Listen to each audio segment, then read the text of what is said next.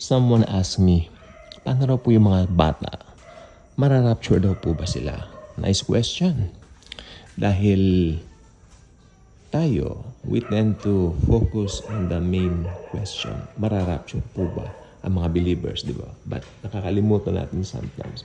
How about those kids na wala pang accountability? Mararapture po ba sila? Ibig sabihin na wala pang accountability, cannot decide for themselves whether to accept Jesus or to reject Him. Di ba?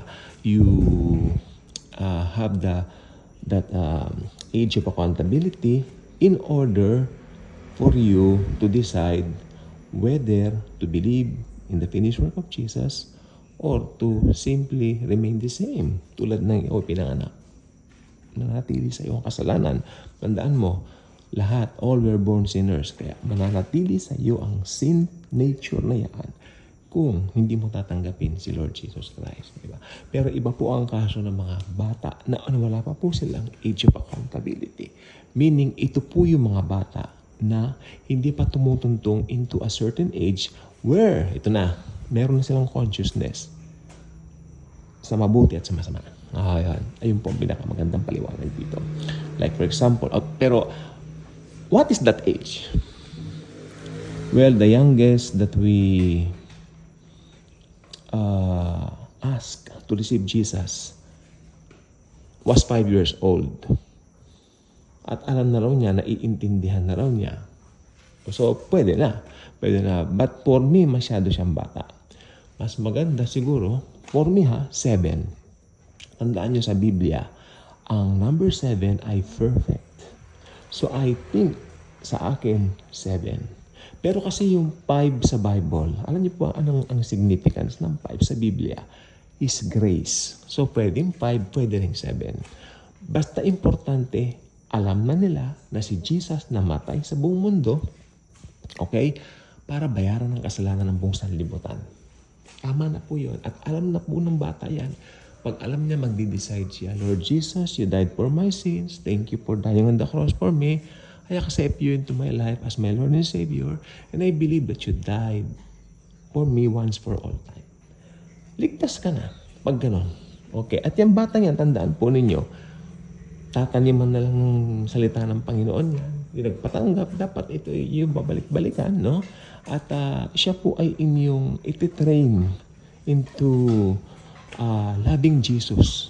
Diba? Or should I say mas maganda, ititrain niyo yung bata na maging Jesus conscious at ituro mo doon sa bata na mahal siya ni Jesus.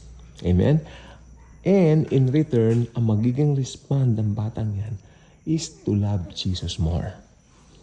Amen. So, ang batang yan, tandaan po ninyo, pag bata, pinapakain mo lagi ng Word of God yan, no? Lagi mo siyang tinatamnan ng mga salita ng Panginoon. Lalo siya magiging conscious na mahal siya ng Panginoong Hesukristo. At yung godly living na yan, automatic. Okay? Ito po ay tinatawag na, anong tawag dito? Ito po ay tinatawag na effortless. Lalabas po sapagkat nasa kanya na po ang banal na Espiritu Santo. Pero ito naman po ang big question ngayon. Paano yung mga batang wala pang age of accountability tapos dumating yung rapture? Well, mararapture po sila. Kasi wala pa po silang age of accountability.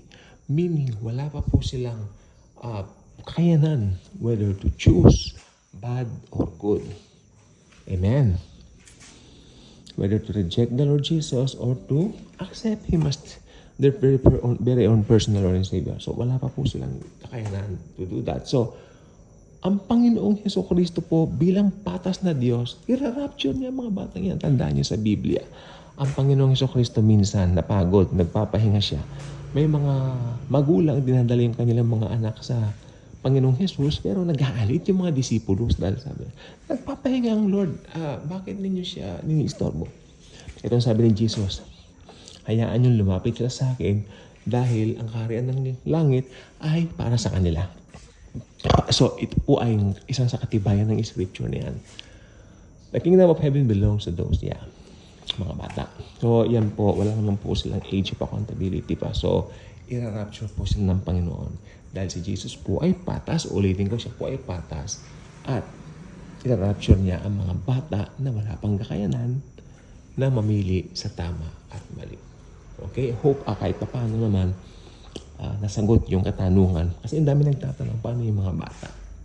Of course. Okay? Pag wala pang age of accountability, they will be raptured also. Bye-bye.